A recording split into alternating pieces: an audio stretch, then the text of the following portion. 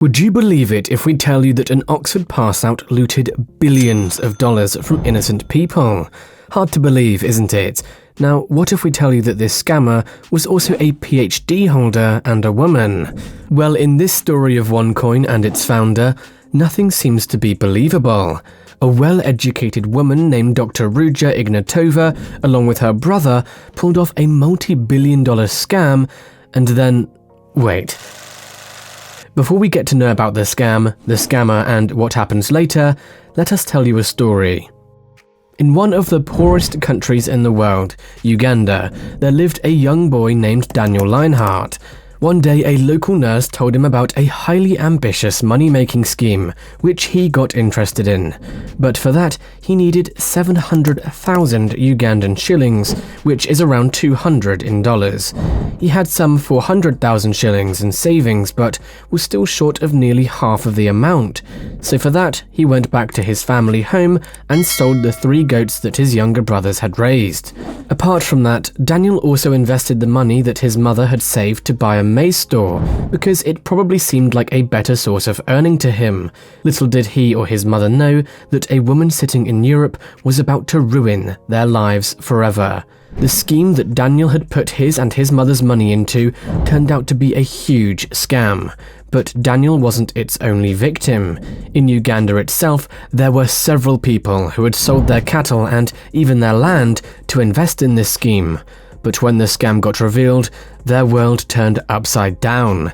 Some lost their life savings, some lost relationships, some went into hiding, and some even turned homeless. All because of this scam.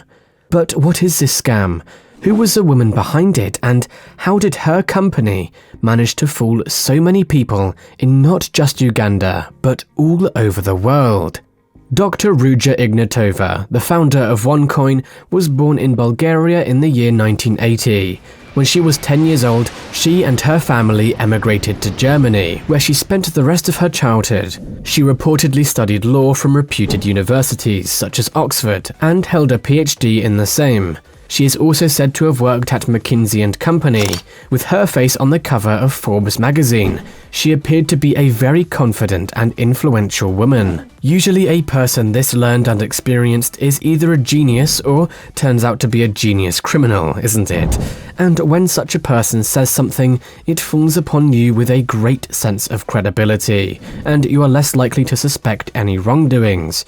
Well, this is exactly what Dr. Ruja knew and took advantage of. In 2014, Dr. Ruja founded OneCoin, a company whose business was selling educational material. How it worked was members could buy educational packages for some 100 or 1,000 euros and get with it tokens, which they could use to mine the OneCoin cryptocurrency. OneCoin Exchange, an internal marketplace, was set up to exchange OneCoin for any other currency.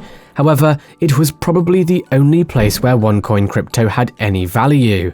It was accessible only to those members who had invested in more than just a starter package. OneCoin was launched in the crypto world as the next big thing. Multiple big-scale webinars were held where Dr. Ruja gave educational and motivational speeches about how OneCoin was so unique and ambitious. Her personality was such that people used to get inspired by her. She claimed that OneCoin was better than Bitcoin. So the investors who missed the Bitcoin train of success started to feel the fear of missing out. They didn't want to lose another once-in-a-lifetime opportunity, so got onto it.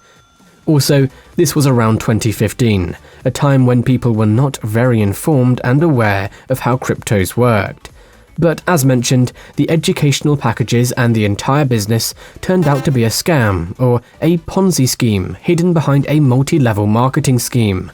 For those unaware, a Ponzi scheme is a fraud that lures investors and pays profits to earlier investors with funds from more recent investors. It can maintain the illusion of a sustainable business as long as new investors contribute new funds, and as long as most of the investors do not demand the full repayment and still believe in the non-existent assets they believe they own. Likely, the non-existent assets here were the OneCoin cryptocurrencies.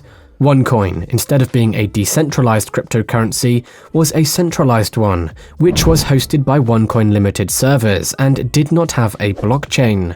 You must be aware of how important blockchain is for a cryptocurrency to maintain trust and transparency amongst the users. In a blockchain, everyone has access to the transaction history of every single unit of that cryptocurrency, and nobody can delete or modify any of its data, which almost zeroes the possibility of any fraud. But OneCoin lacked it, and it was only much later that people got to know the truth. The Forbes magazine cover too turned out to be a paid advertisement, and the educational packages were found to be consisting of content that was plagiarized from various free sources. But here is the question: how was OneCoin exposed? Who blew the whistle? Just a year after its launch, criticism reports and warnings began to surface. In 2015, Bulgaria's Financial Supervision Commission issued a warning of potential risks in new cryptocurrencies, citing OneCoin as an example, after which OneCoin ceased all activity in Bulgaria and started to use banks in foreign countries to handle wire transfers from participants. After that, several private and government agencies, such as the British newspaper Daily Mirror, Norway's Direct Selling Association, and Hungarian Central Bank, called out OneCoin.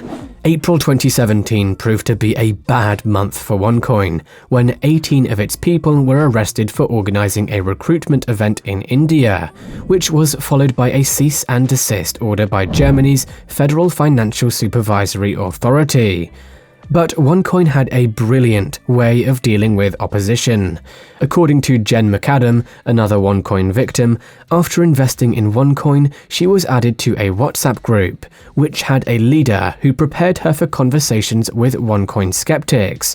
She was told not to believe anything from the outside world and referred to Bitcoiners and Google as haters.